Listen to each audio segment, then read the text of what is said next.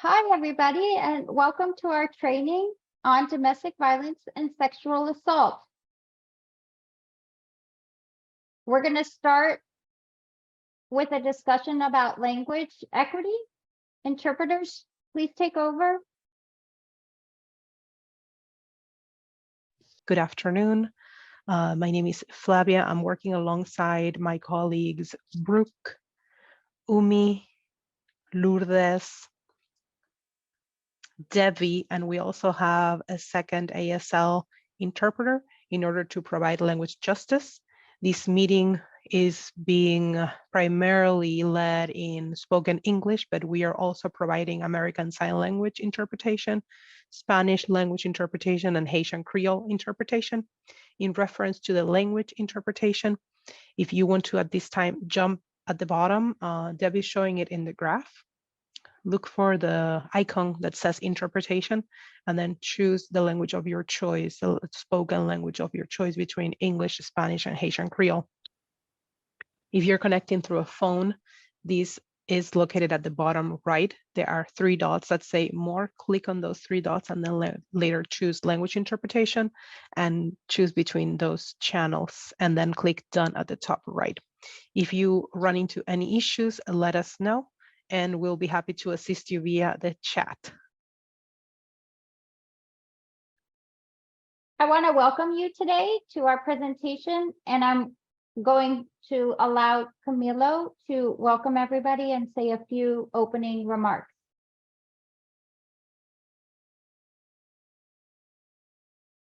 Thank you, Debbie. And thank you everyone for being here.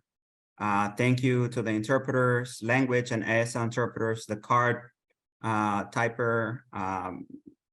Thank you for being here, consultants. Thank you. I just want to say that this is a very important workshop for us. This is part of the work that we have been doing through the Enable Project and the Miami Inclusion Alliance. It is work that we, in the Enable Project, in the larger space of the Enable Project, began to pay more attention to during the pandemic. You know, at the start of the pandemic, when we saw that there was an increase of incidents of domestic violence and sexual assault among the community of people with disabilities. So we have been doing this work since then. Disability Independence Group and the Miami Inclusion Alliance have been doing that work for much longer. But I think that, you know, speaking for the Enable Project, this work is very important for us. The Enable Project is a network of organizations that are working to create inclusion and access in Miami-Dade County, in organizations working in the civic engagement and social justice space. And we have actually branched out to other fields, in part also as a result of the pandemic and understanding that there were emerging needs that were created, you know, during the new normal landscape. And so this is very important to us. I'm glad that we have you here, and I'm gonna hand it over back to Debbie. Thank you. Thank you, Camilo. I want to go over a few more components about the accessibility that you're going to see and hear today. As you already heard, we're respecting language equity by having the training today in English, Spanish, and Haitian Creole. We also have 2 American Sign Language interpreters that will be switching on and off throughout the presentation. And we have captions being done in real time, not with AI, but with a person actually typing into the computer today for us. We also want to be respectful about wellness and mindfulness, and we have brought in one of our Enable Project partners, Betha Buell, who's going to work with us on mindfulness, recentering us, and being available in case the topic today is triggering for you, because we're going to be talking about domestic violence and sexual assault. And we know that sometimes you don't think it might impact you or affect you, but it might by something that you hear today. So we want to be very respectful of that and know that that is something that might happen. So you have the choice to turn off the screen, leave the Zoom session. If you need a break, come back in when you feel better. Or BESA is available throughout the training to talk to you, and we can open up a room and let you and BESA talk if you feel that something that was presented today upsets you and that you need to talk about it right away. We're here, and that is an option. Just put something in the chat or direct message Sharon Langer, and we will make sure that someone is available to speak with you and make sure that you're okay throughout this presentation. As I said, effective communication and being inclusive is very important. So please mute your microphones throughout the presentation. If you're speaking, please speak slowly and clearly. Utilize the raise hand feature or put your comment in the chat. And we always want to take turns when speaking so that the interpreters can make sure to follow the conversation. What we'd like to do for the presentation today is have you keep all of your comments and thoughts until we get to the discussion section of the training, and we will leave time for discussion. But if you have a thought in your mind and you don't want to forget it, please put your comment or your thought in the chat. And when we get to the discussion period, Sharon will read through the quotes and the chat and make sure that we don't leave anything out. Also, if you can please turn your camera off so that the people that need to watch the ASL interpreters can see them at the top of their screen, that would be very helpful. The training you're seeing today is the third in a series of trainings that we have done this year. The first training was on housing, and we did that in March. The second training was in technology, and we did that in April. And today is the third training, and this will be on the intersection of domestic violence, sexual assault, and disability. And don't worry if you missed the first two trainings, because we recorded them and they are available on our YouTube channel for you to watch at your convenience. And the American Sign Language interpreter and the captions are embedded in the final video. This project was sponsored by the Ford Foundation. And as Camila told you, we are a coalition of organizations that came together to work on this project. And at the end of the training, we're going to introduce each of the partner organizations and let you learn a little bit about what they do. And we'll do that at the end of the presentation. As I said before, we have BESA Buell here today to help recenter us, talk about mindfulness, and be available if someone needs to talk or talk through what they're hearing today. But I'm going to switch the presentation over to BESA and let BESA start. Welcome, BESA. Hello. Thank you, everyone, for sharing your Friday with us. I'm Chaplain BESA Buell, and today I will be here to support in creating a safe space for triggering discussions and a place to be seen and heard. One of the skills we are honing in today is within our grounding, centering, and breath practice is the ability to notice without judgment. So often we are socialized to critique or assign value to the feelings or emotions that arise in us. There is value in developing a non-judgmental frame, since as we increase our ability to be with whatever arises, we have more choice to be responsive in our lives and how we interact to life's experiences. I want to bring to your attention that each body is different. Therefore, any experiences that you may or may not have are all valid. This is a 10-breath practice where we will settle with our experience. So gently inhaling and exhaling naturally, taking your awareness down in the body. And you do this by placing your focus on the ground.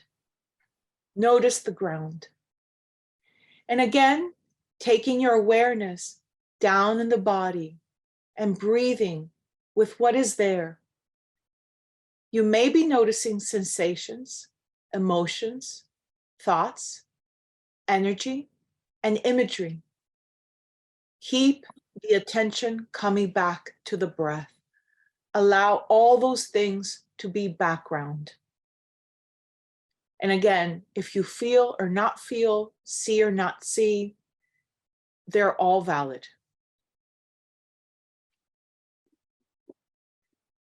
Staying with our breath, we're going to all in community make a commitment that this will be a safe place. This will be a sacred and holy place, a place without time, a place where we are all welcome, a place where we are felt, seen, heard, and supported. And staying with your breath, letting go of whatever happened before you stepped into the room, before you sat into your chair, before you came into this program. And again, noticing once the speakers start talking, that we're in this space listening. And if we've ever feel triggered, we have community support. Thank you.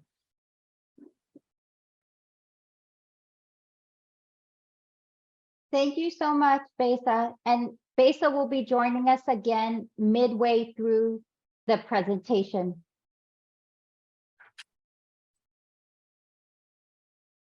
So today we're going to have a community conversation with the Miami Inclusion Alliance. The Miami Inclusion Alliance, we're going to explain to you who they are and what we do, but it's a project that DIG has been working on since 2015. And we're so excited to be able to be here today and share with you and the community the work that we have done, why we chose to do it, what the work is, and how we can now share what we've learned with the community. So you're going to see throughout the presentation several different speakers. Some of them will be live and they'll open their screen and you'll see them live. Some of them have been pre-recorded, but you're going to hear each one of them is going to give you a different piece of the Miami Inclusion Alliance. And then I'm going to open up the presentation for questions and a discussion about what you've heard so far. And then at the end, I'm going to actually show you some of the products that we have made and how you can access them and use them. And then, as I said, we'll let each of the Enable project partners introduce themselves and tell you about their organization. So that's what you can expect for the next hour and a half. And as I said, we're so excited to be here with you today and share this work with you. Hi, my name is Rachel, and I work at the Center for Independent Living of South Florida as an independent living advocate. People with disabilities often remain marginalized and hidden from society's view. especially when we are discussing sexual assault and domestic violence. A lot of times they are hidden from society's view. Research indicates that people with disabilities face increased risks for violence compared to people without disabilities. They experience more severe victimization, and the abuse lasts longer. Survivors with disabilities often have experienced multiple victimizations and are victims of a larger number of perpetrators. Many times it can be a family member, acquaintance, or a caregiver. And many have experienced abuse as a child. Hi, my name is Rachel, and I work.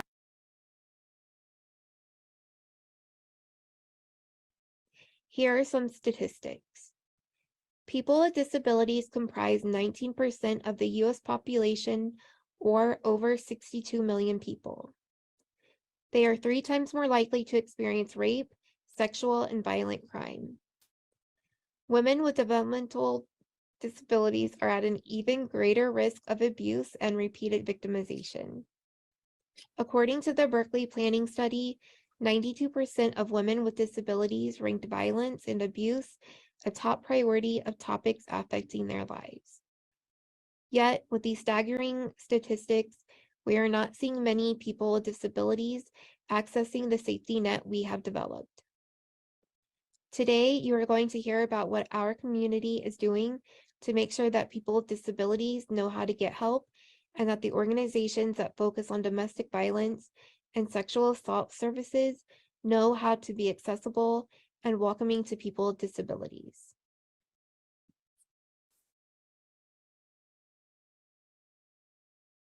My name is Genesis Espaillat. I work at the City of Coral Gables, and I am a community network leader for the Hydrocephalus Association. The MIA is the name we call our project. The M is for Miami. The I is for inclusion. The A is for alliance. The project was started in 2015 with a grant from the Department of Justice. The project includes 4 groups. The first is Disability Independence Group, or DIG DIG. DIG works with people with disabilities. The second is Mujer. Mujer is a certified sexual assault center. People go there to get help when they have been abused. The third is CVAC. This is the Miami-Dade County Coordinated Victims Assistance Center. They help people that have been hurt because of domestic violence or sexual assault. The last group is Dade Legal Aid. This is the place to go for free legal help and with lawyers. This includes if you need help getting a protection order. These 4 groups work together to make sure that people with disabilities know how to get help if they are a victim of domestic violence or sexual assault. And they told the domestic violence and sexual assault organizations how to be welcoming and helpful to people with disabilities.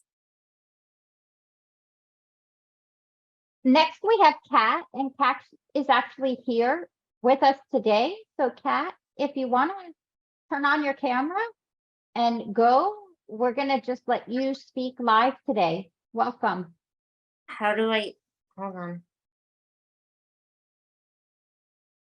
Is my video on? Can everyone see me? Yes, we can see you.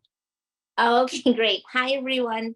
My name is Catherine Magnoli, and I'm a children's book author and inclusion advocate. I'm also the secretary for the Commission of Disability Issues Board for Miami-Dade County, and I was appointed by Commissioner Roberto Gonzalez of District 11. So you just heard from 2 of my dear friends, Rachel and Genesis just told you about the 4 partners. Now, I'm going to tell you about the mission of the project.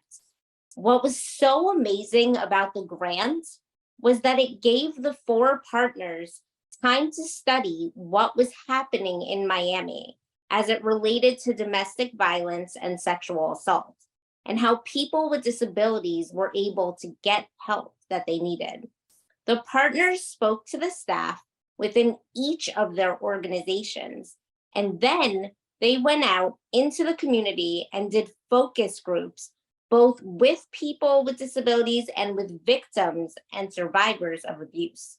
They truly wanted to know what was working in the system and where there were gaps. Once they studied the problem, and partners created a strategic plan that would allow for permanent change in Miami-Dade County.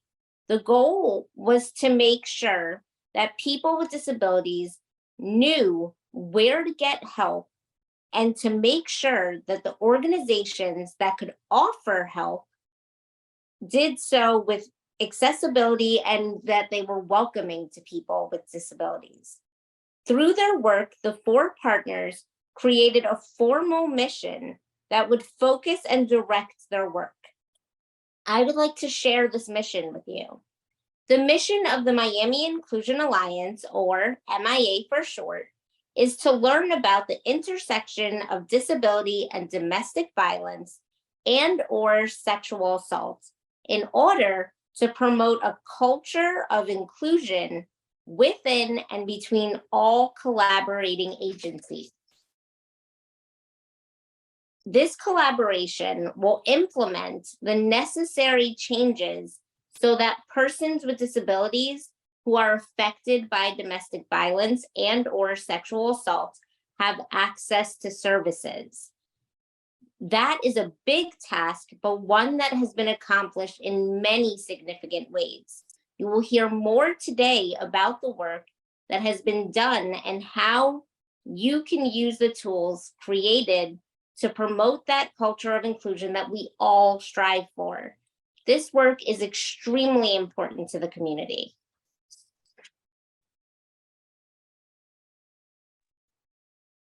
Thank you so much, Kat. And we'll bring you back on when we get to the discussion section in a little bit. Okay, thank you.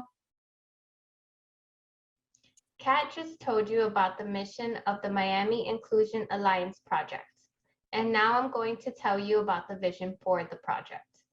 Not only did we want the 4 agencies to be accessible and welcoming for people with disabilities, but we wanted to expand the mission to include every organization within Miami-Dade County that serves victims, including those with disabilities. Let me read that vision aloud. Our vision is that every agency that serves victims and survivors is accessible, safe, and promotes dignity and respect. I work for one of those agencies that is benefiting from this vision. I work for Best Buddies International in the Best Buddies Jobs Program as an employment consultant. Through the Jobs Program, Best Buddies develops partnerships with employers, assists with the hiring process, and provides ongoing support to the employer and employee. I work closely with participants and develop a relationship of trust. My knowledge at the intersection of abuse and disability and how to direct a victim to support and assistance is an invaluable tool for me and my colleagues. As a participant in the MIA Liaison Program, I have been trained by the collaboration on both domestic violence and sexual assault. I now know how vulnerable a person with a disability might be and how the victim can access services if they need them. I am now working with the MIA to share that information throughout our organization. Now you're going to hear from each of the 4 partners that are part of the project. The first is our group, Disability Independence Group, or DIG for short. And today I'm here. My name is Debbie Dietz, and I'm the executive director of the organization. I also have joining me Sharon Langer, who is the project director for this project, and she will be speaking later in the presentation. And we have our intern, Sabrina, Sabrina is a student at the University of Miami, and she has spent the entire semester with us and has been very helpful with this project and the Enable project that we're doing today. So very briefly, Disability Independence Group is a nonprofit advocacy center for disability rights. And our mission is to expand opportunities for participation, education, employment, and acceptance of persons with disabilities. And we do this through advocacy, litigation, education, and training.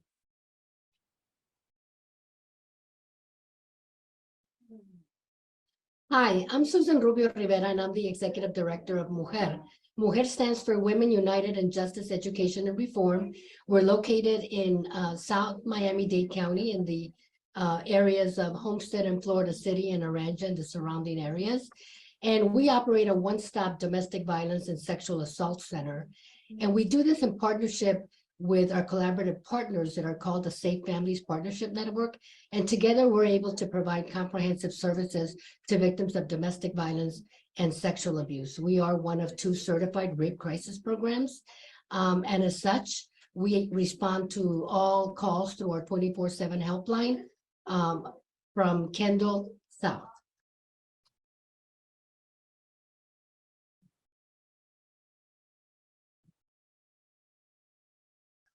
Why would someone come to MUJER? Or let me just tell you a little bit about MUJER.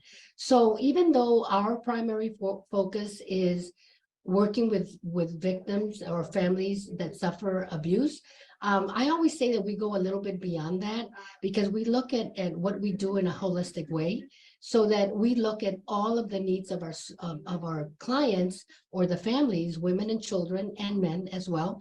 And we are able to provide services either directly through MUJER or through the partnership, as I said, that's called the Safe Families Partnership Network.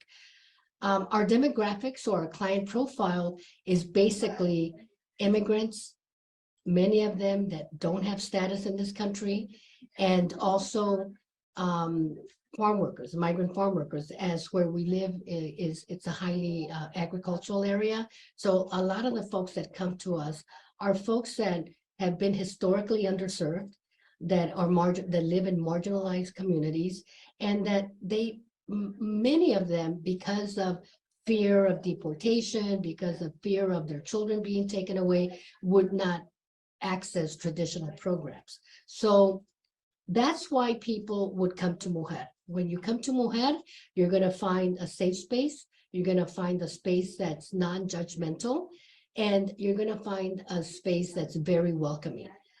Our services, as I said, are comprehensive in nature. So we provide case management, care coordination, victim advocacy, accompaniment to legal systems and to the courthouse, and to other places that folks need to get to. We provide transportation, and as well, we have 2 partners that are co-located within the One Stop Center, and those include Dade Legal Aid that does all the civil legal work for our clients, and also we have Vida Legal Assistance that provides all of the immigration work, U visas, T visas, and VAWA self-petitions. So that's who we are in a nutshell. Thank you.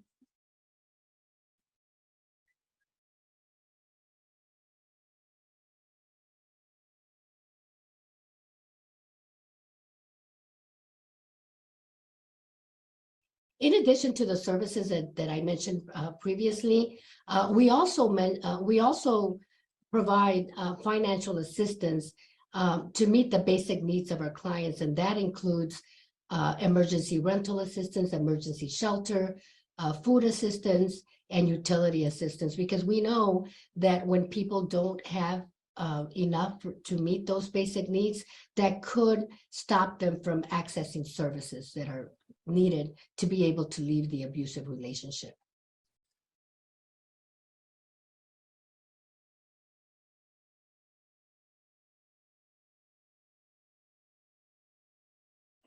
Hello, my name is Anna Lorenzo, and I'm the Acting Director of the Violence Prevention and Intervention Division of Miami-Dade County's Community Action and Human Services Department.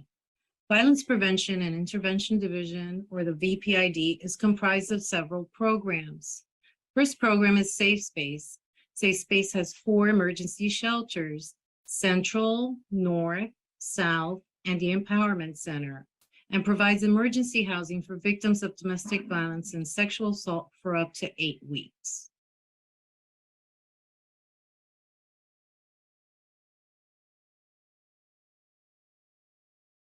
The outreach for Safe Space is the Coordinated Victims Assistance Center, or CVAC for short. CVAC is a one-stop center for victims of domestic violence, sexual assault, dating violence, stalking, and human trafficking. CVAC follows the Family Justice Center model of wraparound services through a multidisciplinary collaboration of nonprofit and government agencies. Currently, CVAC has 39 on- and off-site partners that provide 35 services. Victims seeking any of the services available at CVAC will come in person and meet with an advocate who will coordinate services and referrals based on the client needs assessment. This also includes emergency financial assistance with rent, moving costs, licenses, fees, document replacement, and etc. During normal working hours, victims seeking emergency shelter will call the CVAC main number and speak to a member of the placement team who will determine availability at one of the 4 emergency shelters. The VPID also has a human trafficking unit and manages the Housing Assistance for Victims of Human Trafficking grant. Another program of the Violence Prevention and Intervention Division is the Injunction for Protection Project. IFP has 7 full-time attorneys and 3 full-time paralegals who represent, counsel victims of domestic violence, sexual assault, dating violence, and stalking in the process of obtaining an injunction for protection. VPID also has court advocacy projects with advocates co-located at the district courts to provide advocacy services to litigants. The final program I would like to mention is the Victim Housing Assistance Program. The program has 2 components: a transitional housing facility in Transition South with 55 units. This program assists victims of domestic violence and their dependents with transitional housing for up to 12 months. The other component of the VHAP provides victims in emergency shelter or safe space with rental assistance for up to 12 months. Thank you for your time.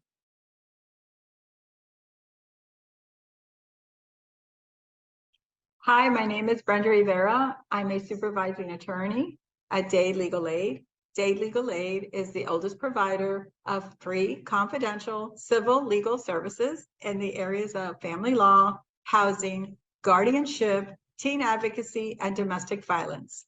Our domestic violence staff attorneys represent children, youth, and adult victims of domestic violence, sexual assault, stalking, or dating violence.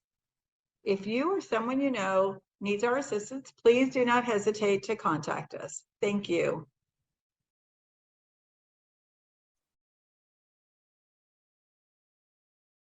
Hi, this is Debbie again. I'm just going to read out the contact information for legal aid that is on the screen.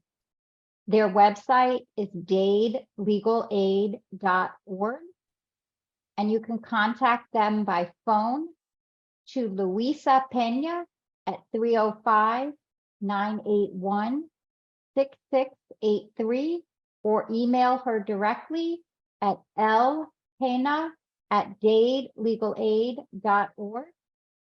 And there's a link to an online application form.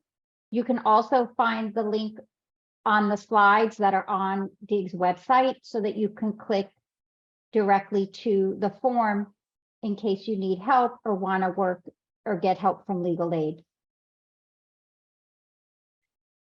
Besa, I'm going to bring you back to recenter us and reset our nervous system. Let's engage again in a group grounding. Take a moment, to whatever ability you are able. You can either stretch, sit, and feel your body or feel inwardly where you are holding tension. What feels like it needs to be released? Let's take a deep breath and let it go. Now let's take some more deep breaths down into our belly.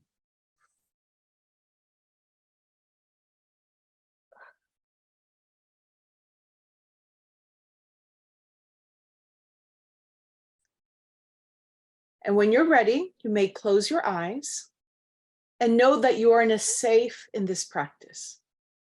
You can either feel or sense your feet on the ground and allow yourself to feel or sense the weight of gravity and how you are pushed down against the earth. As you continue to focus on your breath, imagine you have roots like a tree extending from your feet into the earth. And as you breathe, let them push down through the soil and rock and water under the earth. Thinking about what feeds you, what supports you in your life's work. As you reach the mantle of living fire beneath the earth, take another breath and release anything you don't want to bring moving forward. Just let it go. Keep breathing and feel the fire transform it. Now on this next breath, draw up a spark of that fire, a spark of inspiration and peace. Draw it up through your roots, through the rocks and the water and the soil, up into your feet and legs, up through the base of your spine. And feel your spine expand and grow like a flexible trunk of a living tree. Now with this next breath, draw some of that warm fire into your heart and feel your heart connecting. Feel this fire of love and joy draw up into your shoulders, down into your hands. Draw it up into your head and out the top of your head like branches that reach up to the sky and then sweep back down to touch this earth. Feel the circuit of this joy and this peace and this love that it creates. Now, sensing and feeling sunlight on your leaves and branches, take another deep breath down into your belly and draw some of that down into your leaves and down through the top of your head, through your heart, hands, and belly. Down again through your legs, into your feet, and back into the earth. And draw some of this energy to revitalize you. Now pause, breathing and feeling yourself as a conduit between earth and sky. And become aware that under the earth, all of our roots are intertwined. And above our heads, our branches are also intertwined. We stand together as a sacred grove, sharing our vision and our work to make equity, inclusion, and liberation real. When you are ready, you may come back into the space.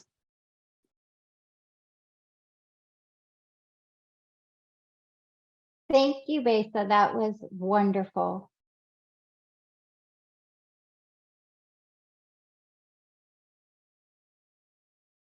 Sharon, I'm now gonna turn it over to you and let you talk about the work that we've been doing. Thank you, Debbie. I know you've all heard that I'm Sharon Langer, and I'm the project director of the Miami Inclusion Alliance and a staff attorney at Disability Independence Group.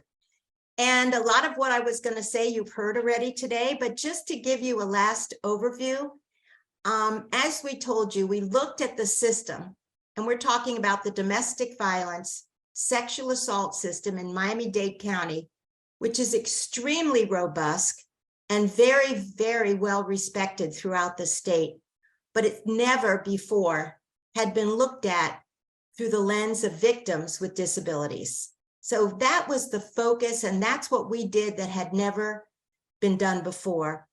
And one thing that we did that I think is very unique and has been one of the most successful parts of this initiative is that we brought persons with disabilities to the decision-making tables in the domestic violence and sexual assault safety net. And you've met them all today. You've met our core of what we call MIA liaisons. And I will tell you that they have made a significant impact to and throughout the entire domestic violence and sexual assault system of care. Not only did they take the personal time to study the issues of domestic violence and sexual assault, they received training from each of our partners, and you met them all today.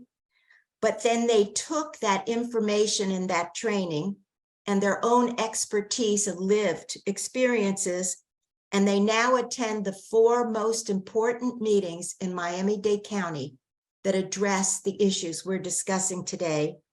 In addition to that, they go out in the community and train, as we are all doing with you today, and they have made significant change, and that change is noticeable. So that's one of the most important things I believe that this grant has done to benefit this community.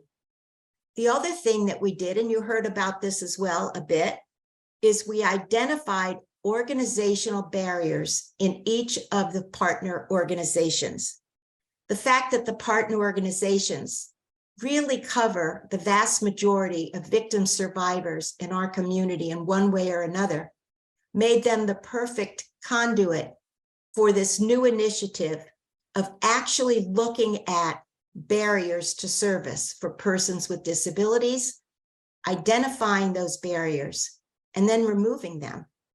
And so you'll see later on some of the tools that we've created to help organizations do that. And those tools are available to any of you for free who are on this seminar today to use in your own organizations to make sure that you are, in fact, inclusive and barrier-free.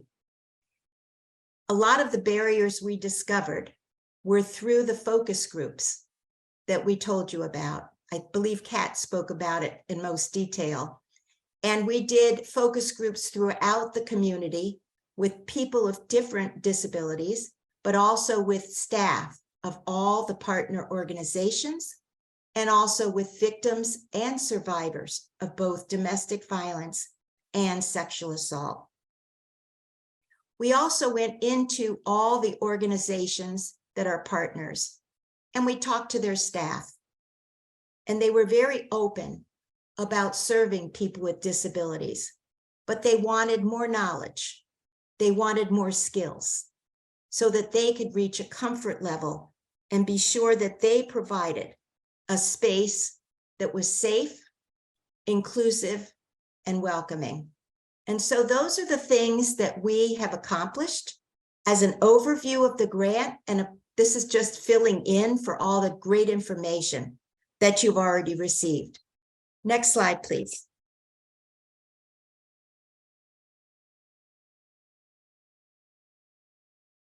You've heard a lot about this, but we just wanted to sum up for you the phases of our work. This is not the usual grant, and I know if some of you that are on this call have probably worked in grant programs or managed grant programs, or at least observed grant programs. Normally, you're delivering services, but this grant is different and unusual because we were given the time to actually plan, to discover, to investigate what is going on in our community.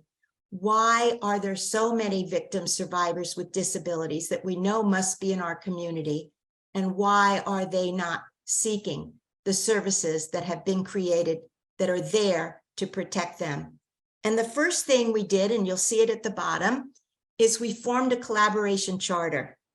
And this is interesting, and most groups I know, because I've been doing this for many, many years, do not take the time because they don't have the luxury of time to actually sit down together as a group and create a charter. And a charter is our roadmap about how we're going to go forward. And one thing that I think is very interesting that we did in the very beginning is we decided how we're going to make decisions. How are we going to go forward together? Now, most organizations and most groups make decisions using majority rules. But we decided that wouldn't work with the significant work that we were attempting to do.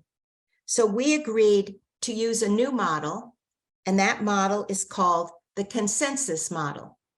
And what that means is we either all agree or we keep discussing until we reach a point that all 4 partners feel comfortable with the path that we're going forward with. And so we were very lucky because Debbie Dietz is our one of our leaders of one of the 4 groups. And she created a tool that I suggest to any of you that want to use the consensus model. And every partner, all 4 partners, were given 3 different cards: a green card, a yellow card, and a red card. And when we indulged in very important decision-making processes, when everybody was at green, we went forward. If we had a red, we stopped and made reconsideration. And if we had maybe 3 greens and 1 yellow, we kept discussing. And we've been working together now for 8 years, and we have been able to reach consensus on every important issue and always get to green. So not only has it been fun, but it's also been a great way to work together and to be marching in the same direction. The next thing we did was a needs assessment plan, and you've heard a lot about that already. I won't repeat, but that's when we went out in the community, we did our focusing groups, and we did our listening sessions. And we saw what the barriers are, what are the needs. The next step up, we had to make a report and a plan. So we created a report. We coordinated all the needs and all the concerns that people in our community had, not only at the DV sexual assault side, but also organizations that serve persons with disabilities and persons with disabilities. The next step up, we had to create a strategic plan. We created that plan, it's in writing, and that has been our roadmap. And that's the roadmap we've used for the last few years to get us to our final step, which is implementation. And that's where we are now. And that's one of the reasons we're here with you today, because what's important to us now is to not only make sure that the organizations that are our partners all together are making the changes and remaining to keep the changes that are needed, but we're going out in the community and sharing with you the tools that we have created that will help you do the same. And so we're excited to be here. We're excited to be in implementation, and you're going to hear some more as the day progresses and this seminar progresses about the amazing tools that we've created. And my final thought is, our goal has been from the beginning to create positive shifts and positive change, and to do that by creating understanding, community, and collaboration, and finally institutionalizing the work that we've spent so many years creating. And we hope that by working with you today, we're doing just that. Thank you. Debbie, I'll turn it back to you. Thank you so much. That was awesome. And now we're going to talk about the MI Liaison Project. And I'm going to invite Camilo, who is your host today, but also one of our liaisons. So he's wearing 2 hats today. And Camilo, come on back and tell everyone about the MIA Liaison Project, please. Definitely. Can people hear me? Yes, we can hear you fine. Wonderful. Well, thank you for sharing all of that information. I am the 5th liaison today. You have already heard from Rachel, Genesis, Kat, and Carmen. So I happen to be one of them. You know, I am the 5th liaison. And I wanted to say that one of the values that the partners believe in is that the saying that nothing about us without us. And we wanted to make sure that people with disabilities are included in the project and introduced to the decision makers in Miami-Dade County. This is a shared goal, obviously, with the Enable project. And the ways that we have accomplished this by creating the liaison project of the Miami Inclusion Alliance includes that, well, you know, recruiting, this happened in 2020, a small cohort of persons with disabilities and train them at the intersection of domestic violence, sexual assault, and disability. The goal of the program was to ensure that persons with disabilities are fully included in the decision-making process of local boards and coalitions serving both populations. We as liaisons have worked to create logic models and become an integral part of the Miami Inclusion Alliance project. We basically act as bridge builders between domestic violence, sexual assault communities and the disability community. We meet monthly and have become regular members of the domestic violence, sexual assault decision-making tables. I wanted to add that this work has been really key to us, not only as liaisons of the Miami Inclusion Alliance, but also as advocates in our own communities and in our own organizations. And the relationship cultivation with my fellow liaisons and with the larger space, people within the larger space, people like Susan, for instance, but also Debbie, Sharon, and others, has been quite transformative. I am not only a liaison between the DVSA space and the community of people with disabilities, but also my own organization by participating in all the meetings and the spaces and the conversations that we have had, and then bringing that information to my colleagues at Catalyst Miami so that we may also connect people who are in a situation of domestic violence or sexual assault to the resources that we offer. And then also so that we know about resources that are out there in the community so that we can offer those to the people that we serve through our services, and then also through our leadership engagement and policy and advocacy work. That's just the tip of the iceberg. I mean, I could take the whole workshop to just talk about how each of us have been transformed, but also the people around us, our colleagues, our partners have been transformed by this work. This is very important work, and I feel very, very proud and honored to be a liaison. Thank you. Thank you so much, Camilo, for that.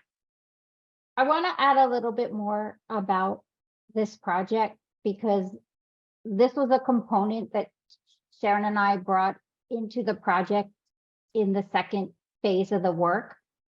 Once we went through that stepping ladder that Sharon showed you and created our strategic plan, the next step that was really important to us was that we bring more people with disabilities into the picture and into the project.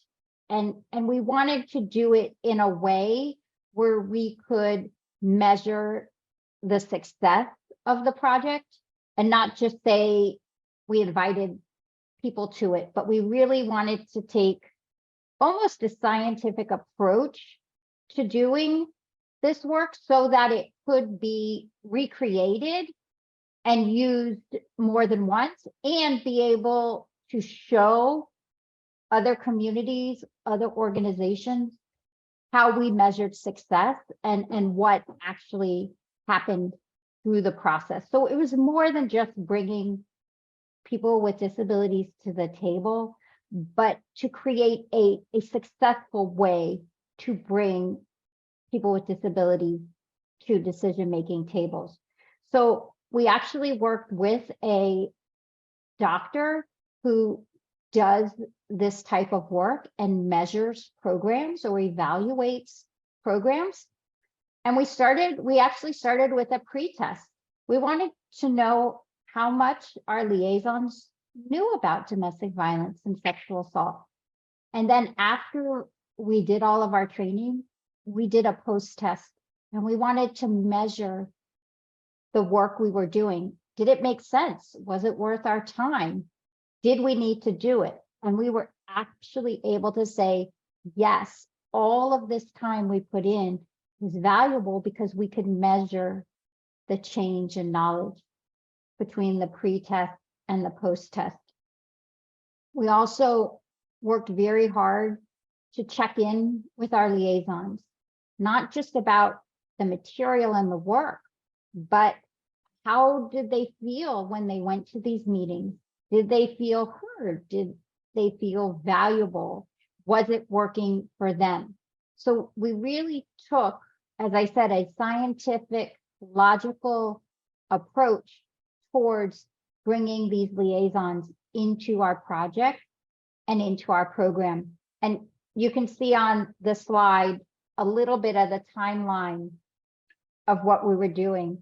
And we've evolved over the years because the more comfortable our liaisons got at attending to meetings, then we changed our training. We didn't need to prepare as much to go to a meeting. We then started talking about more of the substance of what was happening in the meetings. And then, which has been the most amazing part is, and you heard Camilo say this, it's gone so far beyond just attending meetings. It has branched out in so many ways. Pat has been asked to be part of the Cody board, and now she's secretary. She's been asked to speak at different organizations at this topic. Rachel shares the work with the Center for Independent Living where she works, and now has become a point person in that organization if anybody on their staff or with their consumers has any questions about domestic violence and or sexual assault.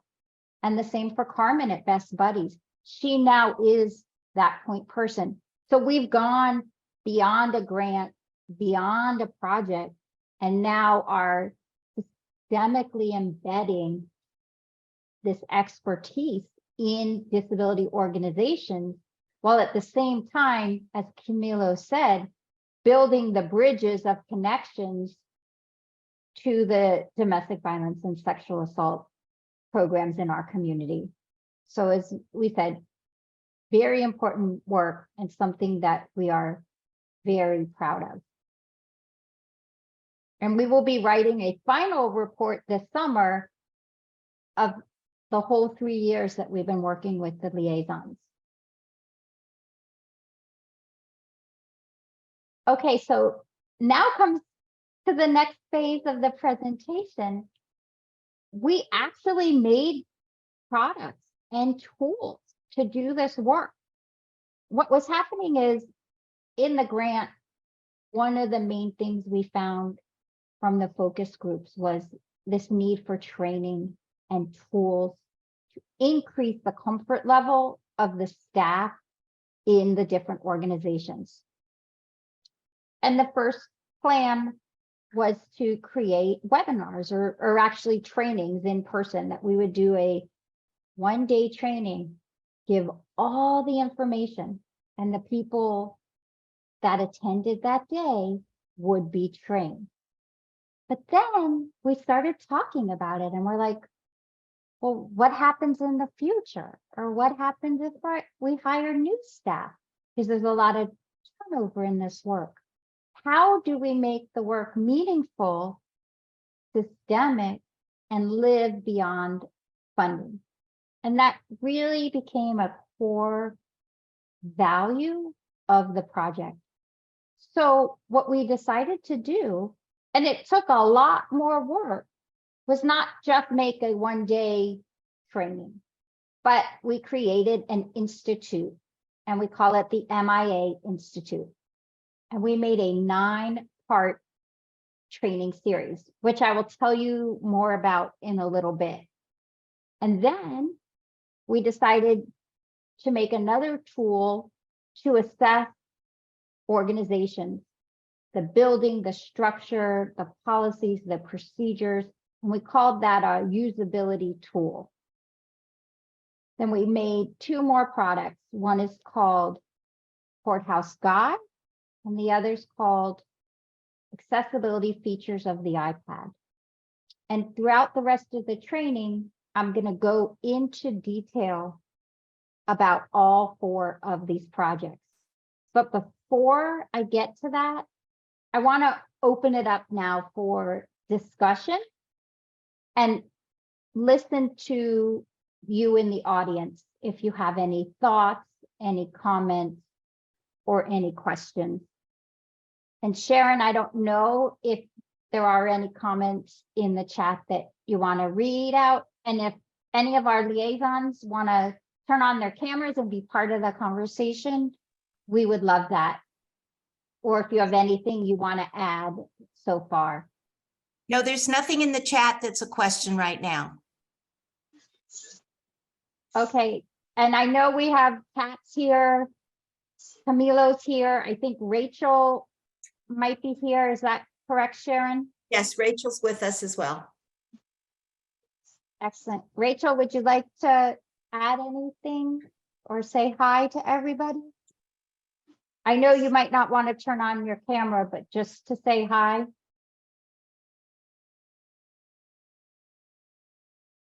Fred has his hand raised. All right, Okay, I'll come on Fred. camera. Hello, Fred Christian, disabled community activist and founder of social media organization Impact. I was thinking, Fred, I'm gonna stop you. Can you talk much slower for the sorry. interpreters? Okay, I'll please? reintroduce myself. Fred Thank you. Christian, Fred Christian, disabled community activist and founder of social media organization #Impact. Okay, I think it was a great presentation today. Grateful to be a part of it, but I'm hoping next year we can expand this to adding victims of gun violence and advocacy for persons with gun that have been victims of gun violence and prevention of gun violence. Because in addition to the domestic violence component, which does have a gun violence issue sometimes with it, we're seeing too many episodes of gun violence. And as a disabled person who lives with a person with disabilities, I have been concerned for my own personal safety and the safety of members of my community, i.e. the disabled community and this community at large, on this issue for the past 5 to 7 years. And it's not getting better, it's getting worse, and we're going to need more people on it. Can we possibly expand this to include, in addition to domestic violence and sexual abuse, gun violence next year? I can provide some resources if needed. Thanks, guys. Thank you, Fred. That's a great comment. The requirements of this project did not allow for us to specify gun violence. It was just not allowed in this project, but I think it's a great idea for the Enable project to work on. And we actually did with you last year, bring it up and bring in a state attorney to come and talk about gun violence in our community. But you're absolutely right. It is something that needs to be addressed and looked at constantly and not just once. 100%. We're listening to you. Our voices need to be heard on this, because representation, it's one issue. Yes, we're here on healthcare. Yes, we're there on accessibility, inclusion, but this is a big thing with inclusivity and also safety and being included. Our voices have got to be heard on this, because we're Absolutely. Absolutely. I 100% agree. Thank you for your comments, Fred. Is there anyone else that would like to add to the conversation? Hi, my name is Elkanah Jean Pierre. I work as a consultant at the Advocacy Network on Disabilities. I just would like to say I really, really enjoy this. I think this is very, very important. Honestly, I wish that we had training like this before the pandemic, like before all this stuff started happening.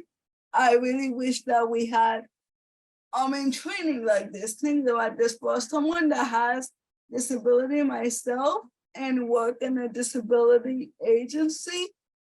This is really important information and important thing for the disability community to know about. So I'm really glad I was here in the training, but one of the things I really did enjoy was the grounding exercise. It was really, really helpful for me. So thank you so much. Oh, thank you so much for your comments. We truly appreciate them. And you'll be able to share the tools that we made with your organization later on because they're free for everybody to use. Okay, and I also have a question. My agency is called Advocacy Network on Disabilities. I don't know if you guys did a training with us because I haven't seen one. Like, let's say if I wanted you guys to come and present, how would that work? Yeah, I know your organization very well, and my organization trains at your organization all the time. So all you need to do is have your bosses call me and we can set it up. Thank you. All right, nice to hear your comments. Thank you. All right, I think I'm going to go on because I really want to have time to share the projects with you that we've made. And right before I do that, I want to just one more time share the contact information for our partners so that if you want to reach out to any of them or learn more about them, here are their website, their name, and their phone numbers. And if you're a person that needs help or knows someone that needs help, we've included the sexual assault helpline from Mujer. And that's a 24-hour, 7-day-a-week helpline where if you need someone to talk to, someone's there and available to help you. Debbie, I I'm sorry. Mark has one question when you're done in the chat. Go ahead. Go ahead. Know about the common theme among death survivors is the lack of ASL-based resources, both in emergency situations with police and paramedics. So do we know if Miami-Dade has any ASL-based resources in place? And I believe that we can say that CVAC, which is the county's one-stop, does in fact have contracts with and has available ASL interpreters, and the court as well provides ASL interpreters. And Debbie will explain a little bit about that when she goes over the courthouse guide. And Debbie, you want to add something to that? Debbie, may I just say something real quick about Mark's question? Go ahead, Kat. Okay, so the CODI board, the Commission of Disability Issues Board, is actually working diligently on implementing something called Text to 911 that is specifically going to help people that are hard of hearing or within the deaf community communicate with 911 in any kind of emergency. So I can't tell you when it's going to be fully implemented, but we're hoping for the end of this year or beginning of next year. But I just wanted to add that in for Mark to know about. Yeah, this is Debbie again. Kat, we actually had the 911 operator in charge of the whole project speak at our training in April. And they gave us an update and talked about how it was gonna work. So thank you for that. And it's a very exciting project that we've been following closely. Mark, also to answer your question, the Miami-Dade County office in CVAC has a contract with American Sign Language interpreter companies and has a process to request them, have them paid for, and have them available in less than 24 hours for someone that requests that accommodation. For the court system, you have to do it 7 days in advance. But if to go to court, if you request it 7 days in advance, the court will provide American Sign Language interpreters at their expense. And any of the organizations that receive funding through DCF, the Department of Children's and Family, that runs the domestic violence program, is required in their grants to put aside funding to cover the cost of American Sign Language interpreters. The only thing is the person that wants them has to request them in advance and give them time to hire them.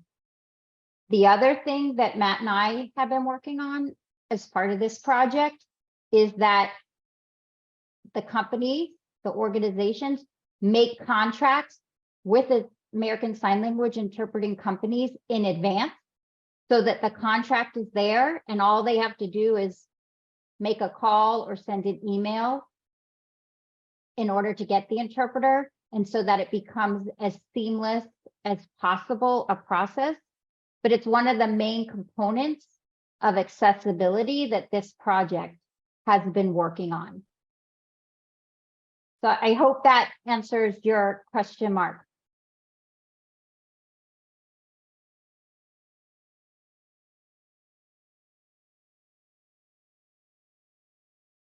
This is another tool that's amazingly helpful that we're super proud of, and we call it the Courthouse Guide.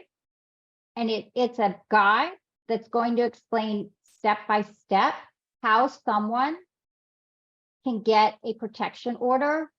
And that is a piece of paper from a court signed by a judge that requires the abuser to stay away from the person being hurt. And the easiest way to explain this project to you is to actually share my screen with you and talk you through what it looks like. So I'm going to switch out of the PowerPoint and show you what the project is and how you can access it. As I said, we call it the Courthouse Guide. This is my website. And you'll see on the screen, we didn't just make a guide.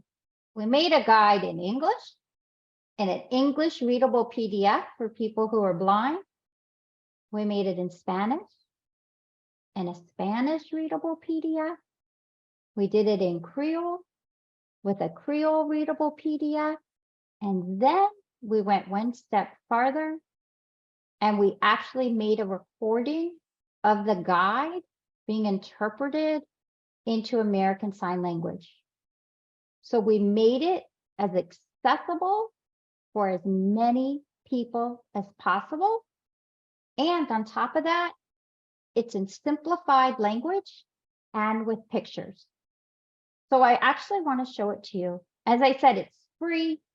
You can access it on our website.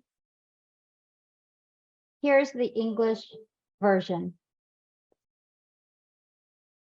As you see, the font is really large. There's pictures. The words are simplified, not big sentences. And we actually go through someone can get help in Miami-Dade County. And when we originally made the book, we're like, this is going to be for people with intellectual or developmental disabilities. It's going to be in simplified language. But what we realized is as we were making the book, that a lot of people under trauma or experiencing trauma going through this process really could benefit from the book. So it became actually a universal tool for everybody to use. So if you go through the book, you'll see that we actually define the legal terms in simple words and with pictures. these words are important because when you write the form that you need to fill out that goes to the judges are trained to look for these legal words. So we wanted to make sure that we broke down the legal words so that everybody could understand them and know why they were so important to use when filling out the papers. We then went through and explained how someone gets help. And we went step by step. What happens if you go to CVAC? What happens if you go directly to the courthouse? And what you should do and what you should expect. We also gave you all the locations and information for the courthouses. So you didn't even have to worry about finding it. We made it very easy for you with all of the most updated information. And then we went through and explained to you, as I said, what's gonna happen. So people could know what to expect before they just showed up and all of this was happening around them that didn't make sense. We even made a tool on facts of safety or things to think about to keep you safe when you're in this situation. And then we actually went to the court, took pictures, and went step by step by step. What's going to happen when someone has to go to court? And this is actually a picture of the real courtroom in Miami-Dade County for the chief judge of the domestic violence court. And then we talked and explained what happens when you go through the metal detector and where you're going to sit while you wait for the judge to call your case. We also put in, as I was saying earlier, how you can request an accommodation to get help. What is the way? How do you get the court to get you an accommodation?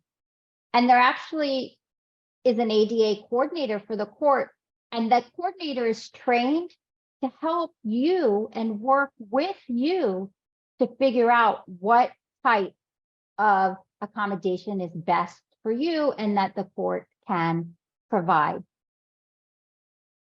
And then we actually took a picture of the courtroom and labeled where everyone will sit and who is gonna be in that courtroom for you that day, so that someone could prepare in advance and not be surprised that the person that hurt them is literally going to be at the table next to them in the same room when they go to court. And then we explained what's going to happen in court. And then we said, what happens if the judge says yes? What happens if the judge says no? What are your options?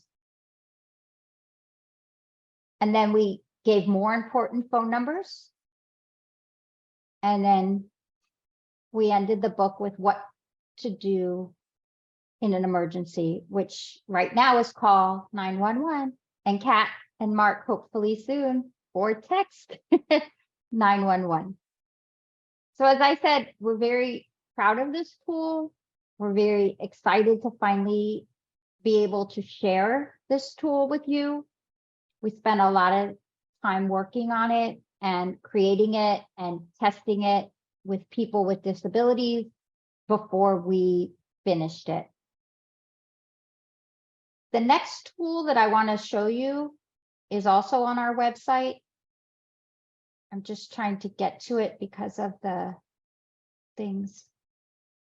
What we found with our partners is they wanted to offer as much accessibility as possible for the clients that come to the office.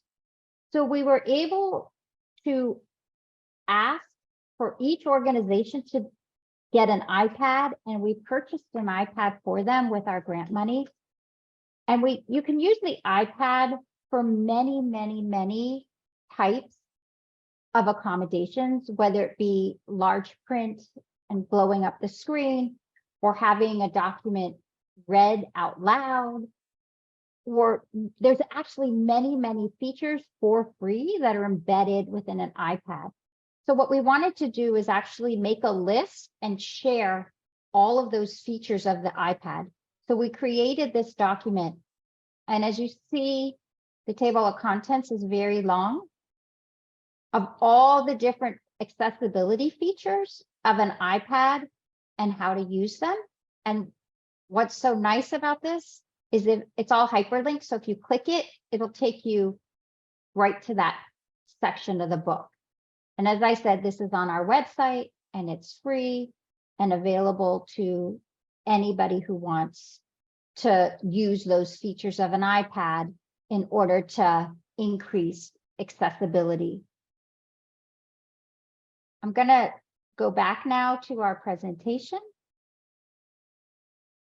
and talk about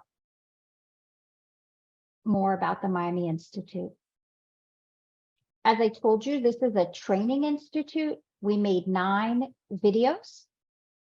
The videos have American Sign Language and closed captioning, and they're different lengths and there's different topics. As you see here, here are the videos. We've got one called Domestic Violence 101, Sexual Assault 101, the Legal System 101, Disability 101, and then we made one at the intersection of disability and abuse. And then what we decided to do is make 4 more videos from the perspective of people with disabilities. And it was how to give tips and suggestions to people in domestic violence and sexual assault organizations on how to work with a person with a disability.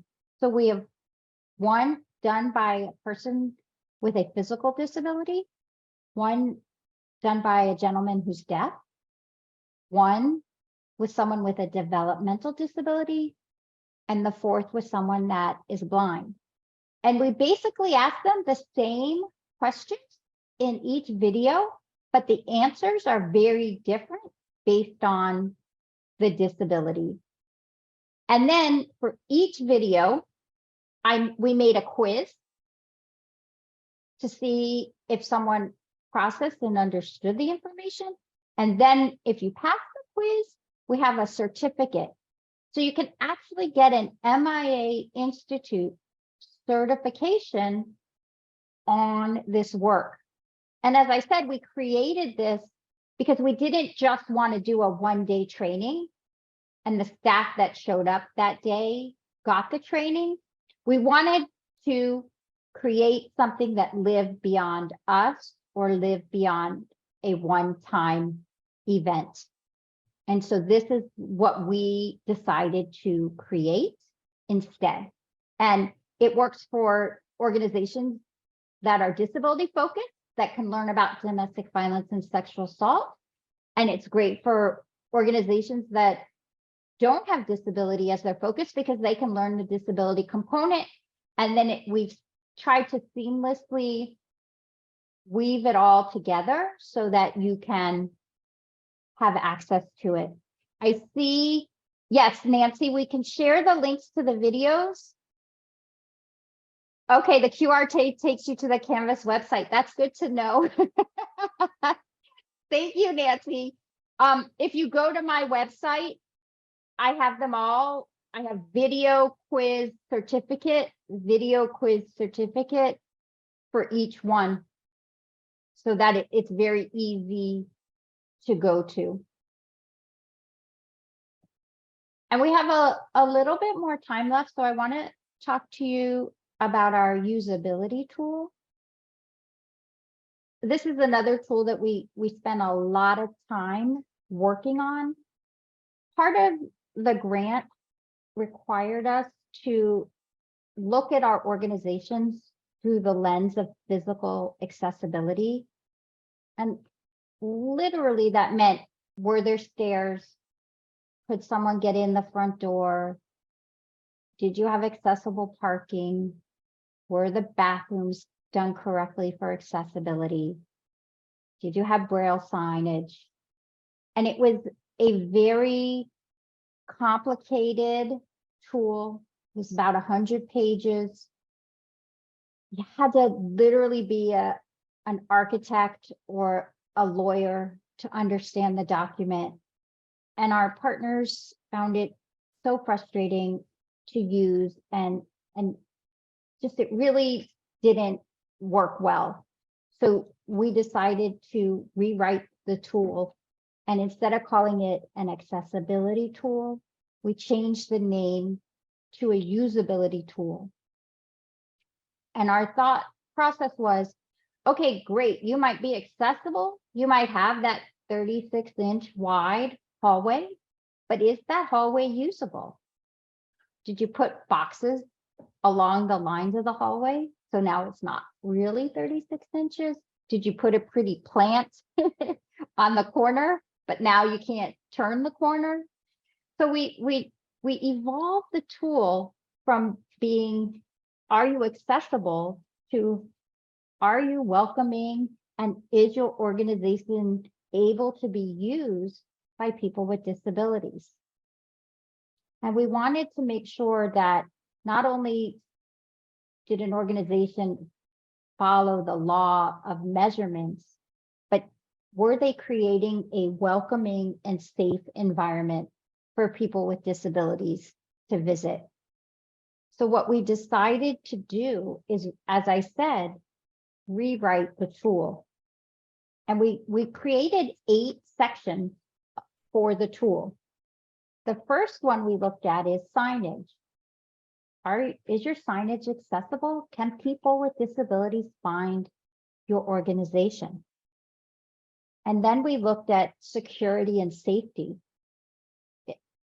Because if you're a victim, right, you want to make sure that where you're going is secure. Is it safe? Is it accessible?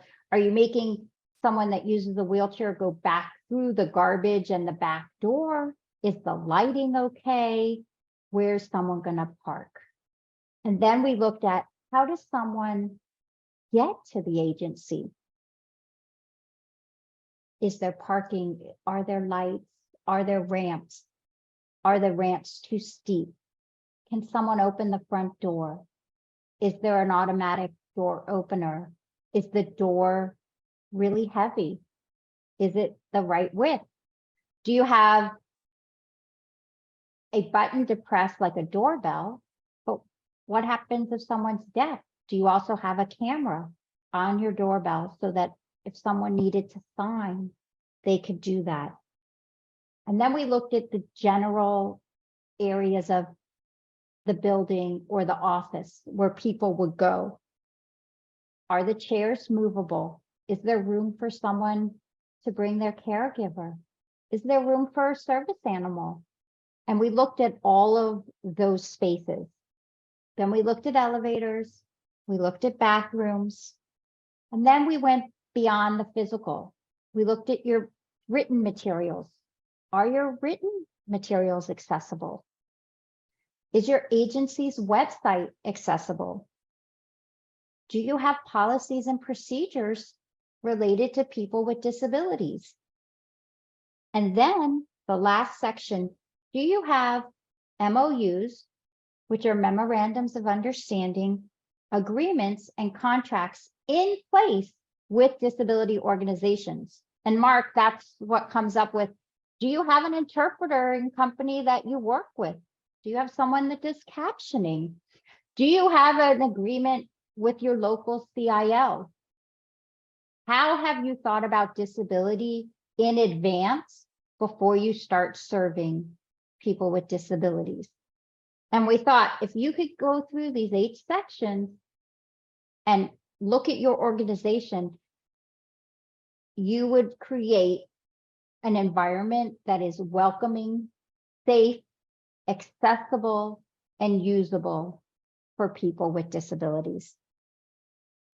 If you're interested in using this tool, you can contact our office directly, and we're going to put our information up at the end, and we can talk you through how to use the tool. We created it digitally, so you basically can use an iPhone or an iPad and use the tool and create a review of your organization. We talked about the iPad already. All of the resources I've talked about are on our website. Nancy, I don't know, this QR code might go to Canva too, so it could be wrong, and if so, I apologize. And really, in the little bit of time we have left, we were really excited about the presentation today because we finally were able to share with the community the work that we've spent so many hours working on. Part of the requirements of the project was that we weren't allowed to share what we were doing with everybody until it was ready to be shared and until we got permission to share it. So that's why you've heard so much excitement in all of the voices today of the presentation, and seeing our faces and our excitement because we have spent countless hours, our hearts, our souls into this work. And one of our, as I said over and over, our key components was that the work live beyond us, beyond our funding, and really be tools for the community to take, to use, and to just be as accessible as they can be and welcoming. And that's really what today was about, and being able to share that with everyone. Camilo, I'm gonna bring you back on to talk about our partners now. And if any of the partners are here, we'll let them introduce themselves and their organization.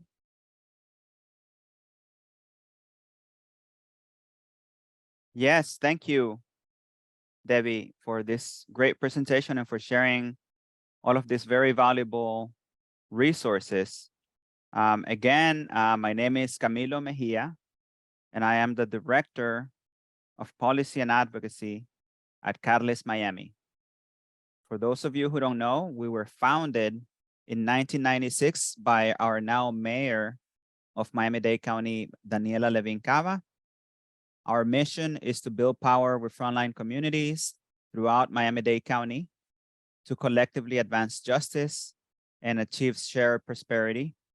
Our vision is a just society where everyone can lead healthy, prosperous, self-determined lives.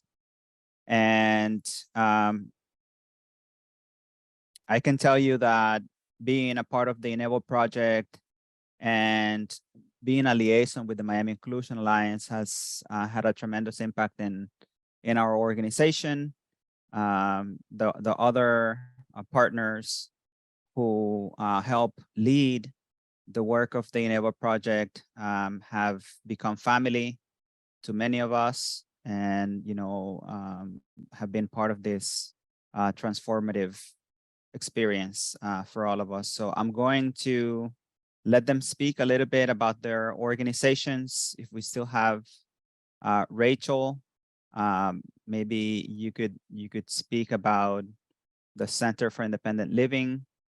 I know Elkanah used to be a consultant also for the Enable Project. I do seem to remember that. If you would like to say a few words about the Advocacy Center for on Disabilities, that would also be great. And we also have our consultants here, our advisors.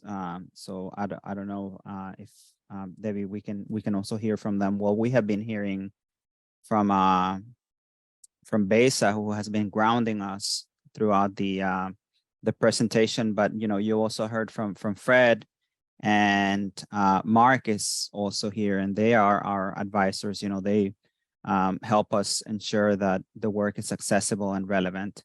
But anyway, I want to just open it to other partners to talk about their organizations.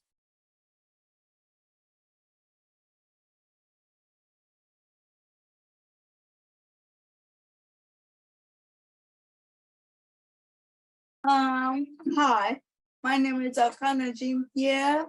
I am a consultant from the Advocacy Network on Disabilities.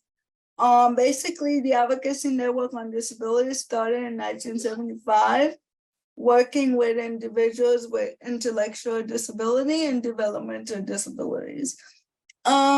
We do a variety of services with families.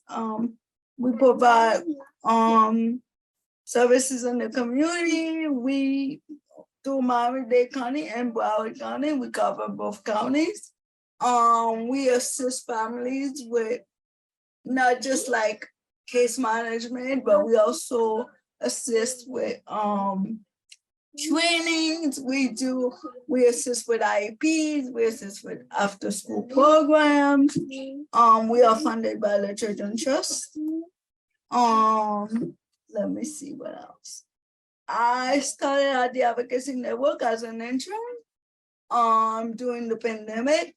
It was a very interesting opportunity, but at the same time, there was a lot of needs, and I was really happy that I was able to collaborate with a lot of these agencies here to be able to help our families that we are working with. I'm not sure if there is like, if I'm missing any more information. I'm sure you guys know a lot about the agency, and you can reach out to my supervisor, which is Ivy Diaz. And you can get a lot more information from her if you have families that you need to reach out to.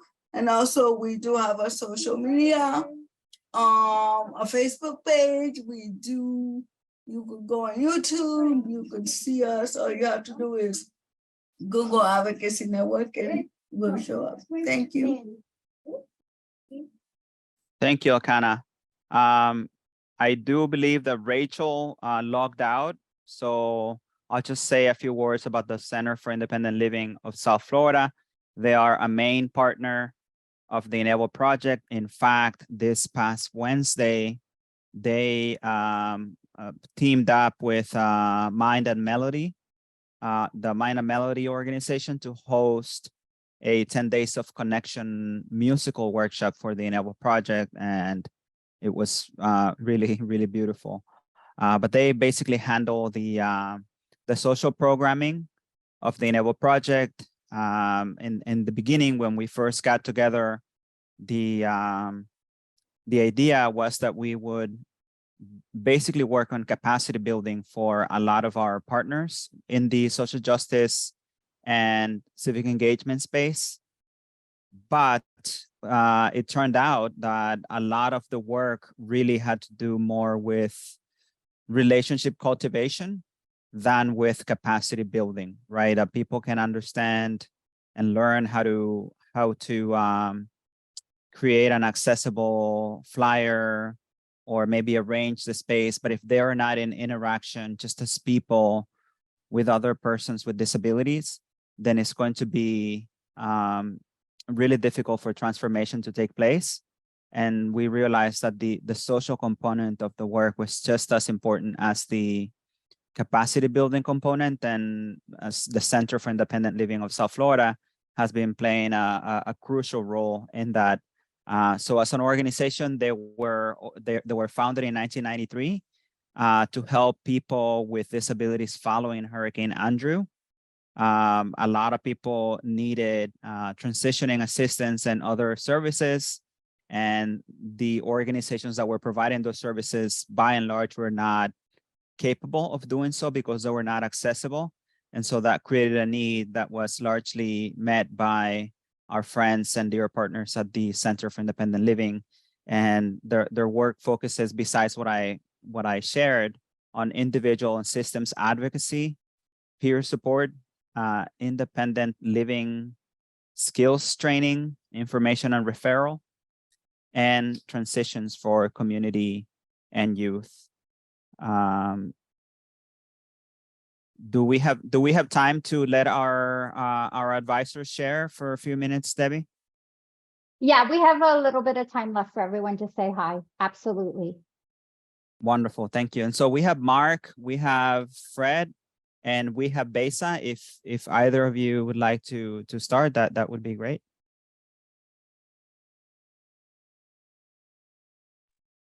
If any of you would like to start.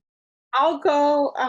I can go. So, hi, everyone. I'm so grateful to be here with all of you. My organization that I am partnering with is Society of the Flora, Fauna, and Friend.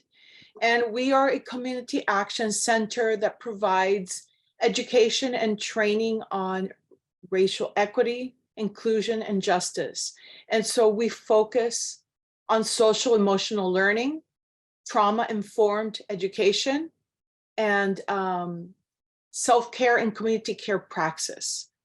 We specifically work with self-advocates, so people with disabilities, I am one of them, and caregivers, so that way they are able to work on advocacy, legislation, you know, work with on the national level with other disability groups, and with the Disability Council of Florida. And so I'm just really grateful to be here because, you know, it takes a village. And all of the individuals here are really, really committed to creating inclusion for Miami. Thank you.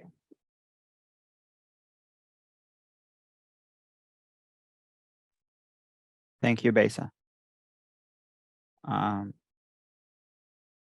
Maybe can we hear from Fred next? This is Mark. I'd be able to chime in. Okay, perfect. Let's go with Mark, and then maybe we'll get Fred. Thank you, Mark. Go ahead. Yeah, so really wonderful topic today. And it's just really important because just really in the deaf community and in the society, just there's just not a lot of advocacy, and something that, you know, that we do here in Miami-Dade. It's just really, you know, important.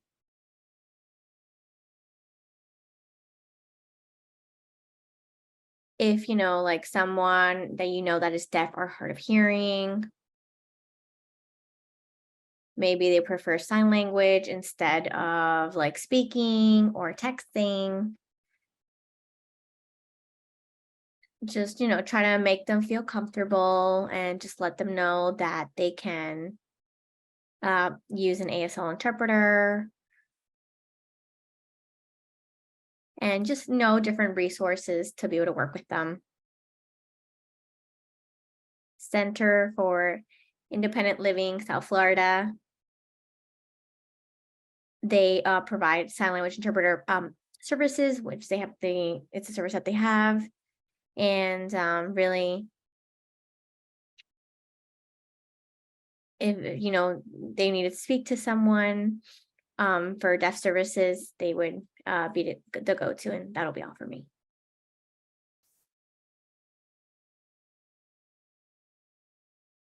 Thank you, Mark. I understand that Fred is having audio issues and is trying to log on. Again, is Fred back? Yeah, I think Fred is back. Fred, would you like to say a few words about being an advisor to the Enable Project and your work? Yes, Fred Christian, disabled community activist and founder of the organization #Impact on social media. This is a great project and it's going to help a lot of people. I'm grateful to have my son put my 3 cents in and contribute in any small way I can to everybody's, you know, benefit in the disabled community. Fred, remember to speak a little slower for the interpreters. Okay, again, Fred Christian, disabled community activist, founder of #Impact. Very grateful to be here today. Grateful to contribute. Grateful to add my 3 cents to everything. Forgive me for talking fast, but I have a disability, which is ADD. So my disability is showing today. But I'm grateful to be here. I'm grateful to contribute. And I like this project and it's going to help a lot of people. Thanks, guys. Thank you, Fred. And we'll go back to Debbie now. Thank you, Debbie. Thank you, Camilo.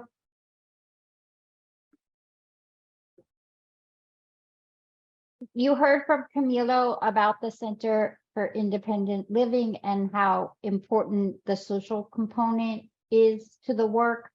So we've included their calendar of events in case you want to join one of the many activities that they provide and support. Also, I know that they've been asking in the chat, all of the materials for the presentations can be found at DIG's website under the resources tab or under YouTube.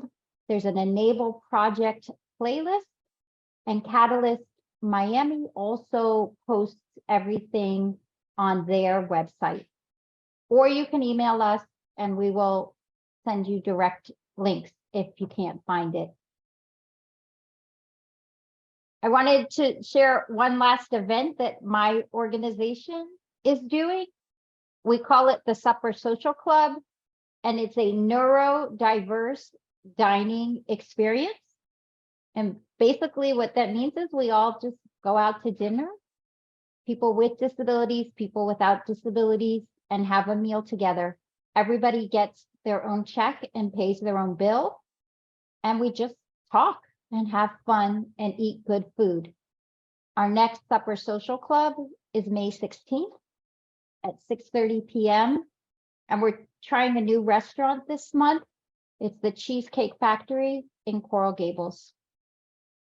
You can get all of the information on our website, DIG's website.